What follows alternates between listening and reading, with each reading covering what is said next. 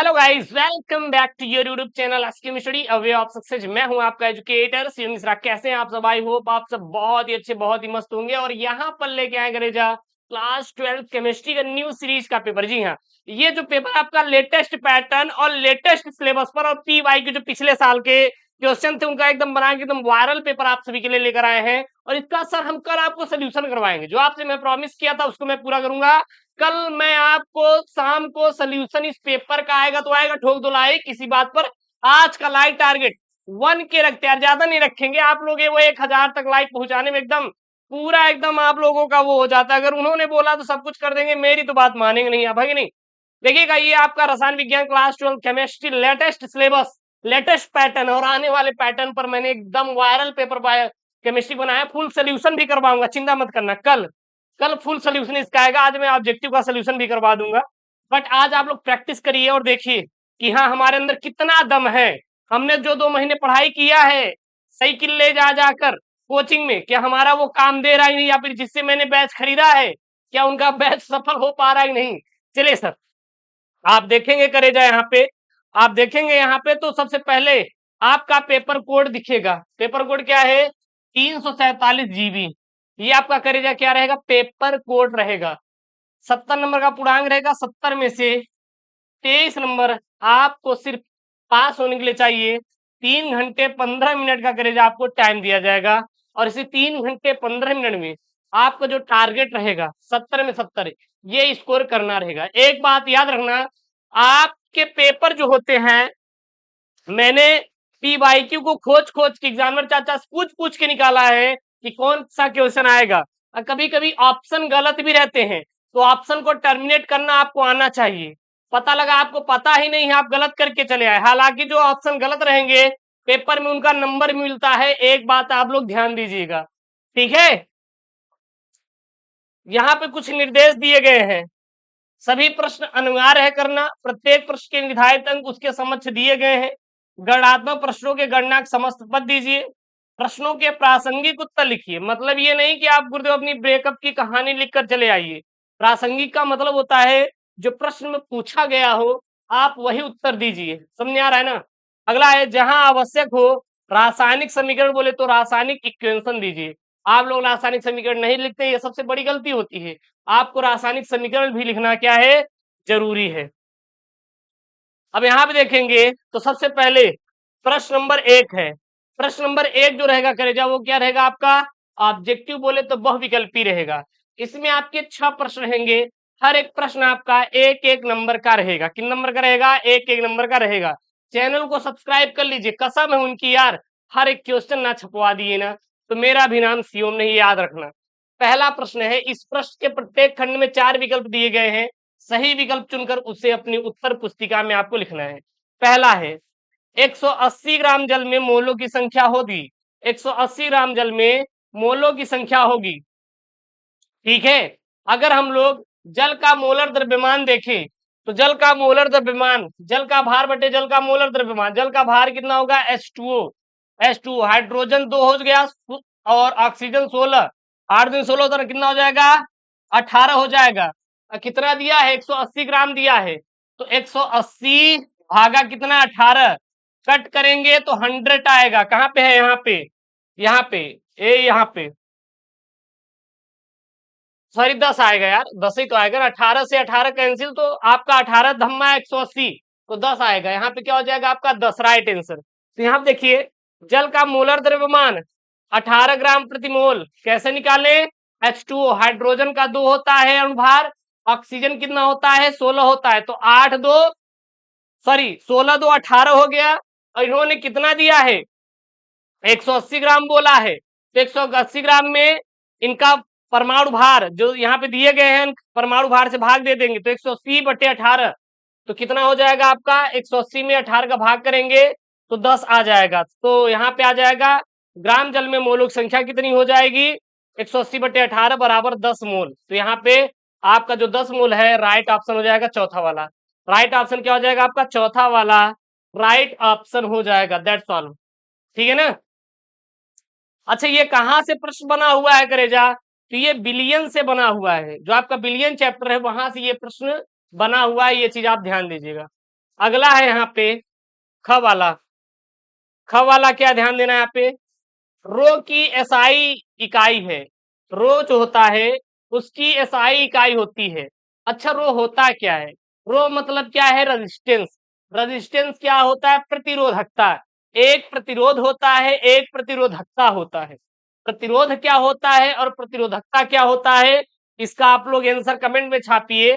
प्रतिरोध प्रतिरोधकता में अंतर होता है, ठीक है ना। यहाँ पे देखेंगे जो प्रतिरोधकता होता है उसका ओम इंटू मीटर होता है। साई मात्रा क्या होता है, ओम इंटू मीटर होता है। लेकिन अगर यहीं पे वो बोलता कि प्रतिरोध बताइए, प्रतिरोध का मात्रक बताइए, यानी कैपिटल आर बताइए, तो सीधा आप क्या लिखते, ओम लिखते। क्या लिखते, ओम लिखते। प्रतिरोध का मात्रक ओम होता है, लेकिन रो यानी कि प्रतिरोधकता का मात्रक जो होता है रजिस्टेंसिटिविटी, रजिस्टेंट रजिस्टेंसिटिविटी का जो मात्रक होता है, ठीक ना, उसका क्या होता है आपका ओम इंटू मीटर होता है। तो कहां पे है, पहला ऑप्शन राइट हो जाएगा। पहला ऑप्शन क्या हो जाएगा, राइट हो जाएगा। तो प्रतिरोध और प्रतिरोधकता में अंतर आपको पता होना चाहिए। प्रतिरोध का मात्रक क्या होता है, ओम होता है। प्रतिरोधकता का मात्रक क्या होता है, ओम इंटू मीटर होता है सर, ओम इंटू मीटर होता है। अगला देखिए यहाँ पे, अगला है यहाँ पे द्वितीय कोट अभिक्रिया के वेग स्थिरांक की इकाई होती है। तो द्वितीय कोट की अभिक्रिया की जो वेग स्थिरांक की इकाई होती है वो litre mole inverse second inverse, कहाँ पे है, litre mole inverse second inverse होता है। Litre mole inverse second inverse यहाँ पे आप लगा दीजिएगा, कोई दिक्कत नहीं है। यहाँ पे प्रिंटिंग मिस्टेक है, इसको थोड़ा सुधार कर लीजिएगा। तो द्वितीय कोट की अभिक्रिया के जो वेग स्थिरांक की इकाई होती है वो क्या होती है, वो क्या होती है, litre mole inverse second inverse होता है। Litre mole inverse second inverse होता है। पहला वाला राइट ऑप्शन लगा लीजिए, क्योंकि यहाँ पे प्रिंटिंग मिस्टेक है थोड़ा, ठीक है ना। अगला है यहाँ पे, अगला अगला देखना है यहाँ पे, अगला क्या है, ये पेपर में आपका आया हुआ था, 2024 का भी पेपर हुआ था, उसमें ये आया हुआ था और वहां पे ऑप्शन गलत था। अब हम आपसे बात करेंगे जब कोई ऑप्शन गलत हो तो कैसे करेंगे। अच्छा, हम कैसे पता करेंगे गुरुदेव आया हुआ है, आप जाके देख लीजिएगा, आंसर पेपर होगा तो जीबी सेट खोलिए, सेट नंबर 3 क्लास 12 केमिस्ट्री का, उसमें आपको ये मिल जाएगा क्वेश्चन। Cr C2O4 का होल थ्रायस, और इसमें कितना है -3 आयन में Cr की समन्वय संख्या क्या होती है। समन्वय संख्या क्या हो है, यहाँ पे 4 ऑप्शन है, 0 है, 1 है, 2 है या फिर 3। अच्छा चलिए इसको देखते हैं कि क्या होगी। यहाँ पे देखेंगे अगर समन्वय संख्या, तो समन्वय संख्या बराबर होता है 3 लिगेंड की संख्या इंटू 2 प्रत्येक लिगेंड के जुड़ाव बिंदु, ठीक है ना। तो ये क्या है, इनका फॉर्मूला है। अब यहाँ पे देखेंगे थोड़ा, तो जो आयन है, आयन क्या है यहाँ पे, Cr C2O4 का होल 4, ठीक है ना। और 3 आयन में क्रोमियन की समन्वय संख्या की गणना लिगेंड की प्रकृति के आधार पर की जाती है, लिगेंड की प्रकृति के आधार पर की जाती है। यहाँ Cr2O4 2 आयन ऑक्सलेट एक द्वितीय आयनी लिगेंड है, जिसका अर्थ है कि यह एक क्रोमियम आयन से 2 बिंदु पर बंधता है। चूंकि 3 ऑक्सलेट लिगेंड मौजूद है, कितना यहाँ पे है, 3 ऑक्सलेट लिगेंड मौजूद है, और प्रत्येक 2 लिगेंड बिंदुओं पर क्रोमियम से जुड़ता है। इसीलिए जो समन्वय संख्या इसकी होती है क्या होती है, 3 लिगेंड की समन्वय संख्या इंटू 2 लिगेंड के जुड़ाव बिंदु बराबर कितना हो जाएगा, 6 हो जाएगा। क्या हो जाएगा, 6 हो जाएगा। समन्वय संख्या लिगेंड की संख्या और प्रत्येक लिगेंड के जुड़ाव बिंदु से गुणा कर देंगे, समन्वय संख्या निकल आएगी। तो यहाँ पे 6 ऑप्शन है, नहीं है, और ये आपके पेपर में भी नहीं था। अब कहेंगे कि गुरुदेव हम कौन सा टिक लगा के आएंगे, आप कोई भी ऑप्शन ठोक कर आना, आपको मिलेगा पूरा पूरा 1 नंबर, नंबर करेगा नहीं कटेगा। तो यहाँ पे आप देखेंगे तो चारों में 6वां वाला ऑप्शन नहीं है, तो अब आप क्या करेंगे, गलत है, नंबर कटेगा नहीं, नंबर आपका मिलेगा, लेकिन ऑप्शन यहाँ पे नहीं दिया है, तो इसलिए मैंने यहाँ पे एक अलग से ऑप्शन 6 नंबर जोड़ लिया। यहाँ पर किसी को कोई दिक्कत नहीं होनी चाहिए, आशा करते हैं कि कोई दिक्कत नहीं होगी आप लोगों के यहाँ पे, ठीक है ना। अगला यहाँ पे, अगला देखना क्या है, RMgX तथा जल की अभिक्रिया से बनता है।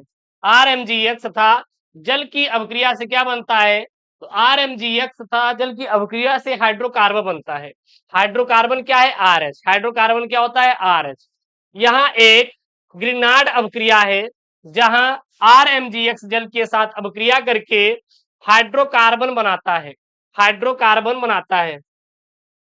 ये क्या है, RMgx और जल की जब हम लोग क्रिया कराते हैं, मतलब RMgx प्लस H2O की आप जब रिएक्शन कराएंगे तो यहाँ पे ग्रिग्नार्ड अभिक्रिया देगा और यह क्या बनाएगा, हाइड्रोकार्बन बनाता है। क्लियर है।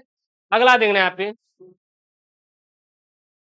2 डिग्री एमीन है, इसमें से 2 डिग्री एमीन क्या है, मतलब द्वितीयक एमीन।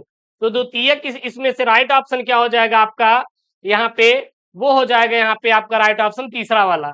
ये जो है आपका तीसरा वाला, ये क्या है, द्वितीयक एमीन है। यानी कि द्वितीयक अमीन 2 डिग्री एमीन वो होता है जिसमें नाइट्रोजन परमाणु से 2 R समूह जुड़े हुए रहते हैं और एक H। तो यहाँ पे देखेंगे ये नाइट्रोजन परमाणु है, इससे 2 R समूह जुड़े हुए हैं और इससे एक H समूह जुड़ा हुआ है, इसीलिए 2 डिग्री क्या है, एमीन है। याद रखना 2 डिग्री एमीन यानी कि द्वितीयक एमीन। तो द्वितीयक जो अमीन होता है इससे आप देखेंगे तो 2 R जुड़े रहेंगे, 2 R जुड़ा है ना यहाँ पे ऐसे करके, और एक क्या जुड़ा है यहाँ पे, हाइड्रोजन जुड़ा हुआ है, इसीलिए क्या है आपका द्वितीयक एमीन यानी कि 2 डिग्री अमीन है। कोनो दिक्कत, बिल्कुल दिक्कत नहीं। अब यहाँ पे आपके 2-2 नंबर वाले प्रश्न हैं, आप लोग इसको पूरा सॉल्व करिएगा। कल हम इसको पूरा डेडिकेटेड आप सॉल्व कराएंगे, बिल्कुल आप चिंता मत करना।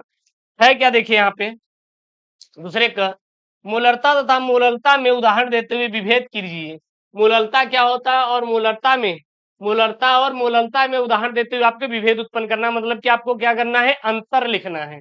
अगला यहाँ पे प्रश्न क्या है, क्या फेरिक आयन द्वारा ब्रोमाइड आयन का ब्रोमीन में ऑक्सीकरण संभव है। 2 नंबर का है यहाँ पे E0 Fe आयन अपान Fe डबल आयन कितना दिया यहाँ पर 0.771 वोल्ट दिया है, और E0 यहाँ पे ब्रोमियम, ब्रोमियम का जो E0 सेल दिया है कितना दिया है इन्होंने 1.09 वोल्ट इन्होंने दे रखा है। उसके बाद इन्होंने बोला है कि किसी अभिक्रिया के लिए, किसी अभिक्रिया के वेग स्थिरांक को समझाइए। 2 नंबर का है। उसके बाद यहाँ पे है सीरियम परमाणु क्रमांक 58 की +3 तथा +4 ऑक्सीकरण अवस्था अस्थायी क्यों होती है, ऐसा आपको लिखना है। तो ये आपको हर एक क्वेश्चन सॉल्व करना है, आप इसको छोड़िएगा मत। अगर आप इसको छोड़ेंगे तो क्या होगी, आपका दिक्कत होगी। तो आपको इसीलिए इसको आपको छोड़ना नहीं है, बल्कि पूरा पूरा क्या करना है, आपको सॉल्व करना है। ठीक है। अगला यहाँ पे तीसरा वाला देखिएगा। तीसरे में अगर देखेंगे तो 4 प्रश्न हैं, चारों में 2-2 नंबर मिलेगा, यानी कि 8 नंबर का है। समन्वय संख्या को एक उदाहरण द्वारा स्पष्ट कीजिए। प्राथमिक, द्वितीयक तथा तृतीयक बेंजीनिक एल्कोहल की संरचना का सूत्र लिखिए। एल्कोहल के क्वथनांक कार्बन परमाणु की संख्या बढ़ने पर बढ़ते हैं, लेकिन एल्कोहलों की शाखन में बढ़ने पर कम हो जाते हैं, ऐसा क्यों। 2 नंबर का है। आरएनए पर संक्षिप्त टिप्पणी लिखिए। अच्छा, आरएनए का पूरा नाम क्या होता है, आरएनए का पूरा नाम होता है राइबोन्यूक्लिक एसिड होता है, याद रखना राइबोन्यूक्लिक एसिड होता है। अच्छा ठीक है गुरुजी, अगर यहीं पे आपसे डीएनए का पूरा नाम कोई बोले तो क्या होता है, डीऑक्सी डीऑक्सी राइबोन्यूक्लिक एसिड होता है, डीऑक्सी राइबो न्यूक्लिक एसिड होता है। ये बात अपने दिमाग में आप बैठा के रखिएगा, ठीक है ना, ये इंपॉर्टेंट है। कभी कभी आपकी जैव और से प्रश्न बनता है, डीएनए तथा आरएनए में आप अंतर स्पष्ट कीजिए। अगला यहाँ पे आपका चौथा है, इसमें 4 प्रश्न है, हर एक प्रश्न के 3 अंक मिलेंगे, यानी कि 12 नंबर का ये चौथा वाला प्रश्न है क्या यहाँ पे, हेलोरीन में इलेक्ट्रॉन रागी प्रतिस्थापन अभिक्रिया की क्रियाविधि उदाहरण की सहायता समझाइए। अगला है हेलो एल्केन के विलोपन अभिक्रिया तथा प्रतिस्थापन अभिक्रिया में उदाहरण द्वारा अंतर स्पष्ट कीजिए। अगला है फिनॉल को निम्नलिखित से प्राप्त करने की क्रिया का रासायनिक समीकरण दीजिए। कौन कौन है यहाँ पे, क्लोरोबेंजीन, एनिलीन और बेंजीन। यहाँ पे 3 ठो है। अब यहाँ पे आपका कितने नंबर का है सर, 3 नंबर का। हर एक करेंगे तो 1-1 नंबर है, 3 नंबर मिलेगा। उसके बाद यहाँ पे है निम्नलिखित अभिक्रियाओं के रासायनिक केवल समीकरण लिखना है, परिभाषा नहीं, रासायनिक समीकरण। रोजे मुंडल अभिक्रिया, स्टीफैन अभिक्रिया, गाटरमान कोख अभिक्रिया, इसके आपको तीनों लिखना है। 1-1 नंबर यानी 3 नंबर का रिजल्ट आपको यहाँ से आपको मिलता हुआ दिखाई दे रहा है। अगला यहाँ पे 5वां सवाल है, जो 5वां है 4-4 नंबर के 4 ठो रहेंगे, चार चार नंबर को चार्ट रहेंगे, 4 16 नंबर का है पांचवा। सब सॉल्व करिएगा, हम कॉल सॉल्व करा देंगे। मोलर चालकता को समझाइए। और 0.02 mole litre inverse potassium chloride KCL विलयन से भरे सेल का प्रतिरोध 480.52 है और विलयन की मोलर चालकता परिकलित कीजिए। और सेल का जो इन्होंने स्थिरांक दिया है, कितना दिया है, 1.29 सेंटीमीटर इनवर्स इन्होंने दे रखा है। ख वाला है, प्रथम कोटि की अवक्रिया को समझाइए। और प्रथम कोटि की अवक्रिया के लिए वेग स्थिरांक के का जो मान है कितना, इन्होंने 5.5 × 10⁻14 सेकेंड इनवर्स है। और अवक्रिया की अर्धायुकाल की गणना कीजिए। मैंने आपके लिए कल 1 से 5 चैप्टर तक इंपॉर्टेंट लिखाया था, उसमें ये भी था, तो आपको रट लेना है, सब सवाल एकदम आने वाली है। ये देखिए कल ही मैंने टिक करवाया था और वो चीज आज यहाँ पे है। लेंथेनाइड आकुंचन की स्पष्ट रूप से व्याख्या कीजिए तथा कारण बताइए कि संक्रमण तत्वों में अनेक यौगिक रंगीन क्यों होते हैं। फिर यहाँ पे उप संयोजन यौगिकों में संयोजकता आबंध सिद्धांत यानी कि वीबीटी को आपको समझाना है। अगला है यहाँ पे छठा वाला। छठा वाला देखेंगे तो आपके कितने नंबर है, 5 नंबर करके है। छठा क है, राउल्ट के नियम की परिभाषा लिखिए। इस नियम के आधार पर विलेय के मोलर द्रव्यमान को परिकलित करने का व्यंजक प्राप्त कीजिए। 5 नंबर का है। अथवा नहीं आ रहा तो ये आप न्यूमेरिकल सॉल्व कर सकते हैं। अगर वो नहीं आ रहा है तो इन्होंने बिलियन से न्यूमेरिकल बना दिया है। वाष्पदाब में अवनमन का कारण समझाइए। किसी ताप पर शुद्ध विलायक का वाष्पदाब 0.745 बार है तो 0.5 ग्राम अवाष्पशील विद्युत अपघट्य ठोस को 39.0 ग्राम विलायक जिसका मोलर द्रव्यमान 78 ग्राम मोल इनवर्स में घोला गया प्राप्त विलयन का वाष्पदाब 0.740 बार है तो ठोस का मोलर द्रव्यमान आपको ज्ञात करना है। उसके बाद ख नंबर वाला है, यहाँ पे क्या है देखिएगा, ख नंबर वाला एल्डिहाइड के विरचन की 5 विधियों की अवक्रिया का रासायनिक समीकरण लिखिए 5 नंबर का। अथवा मान लीजिए नहीं आ रहा है तो आप ये लिख सकते हैं, क्या लिख सकते हैं यहाँ पे, ये वाला एल्डिहाइड तथा कीटोन में नाभिकरागी योगज अवक्रिया की क्रियाविधि एक उदाहरण द्वारा समझाइए। और एल्डोल्ड संघनन तथा क्रॉस एल्डोल्ड संघनन की अभिक्रिया का रासायनिक समीकरण भी आपको क्या करना है, यहाँ पे लिखना है। क्लियर है। उसके बाद यहाँ पे सातवां है।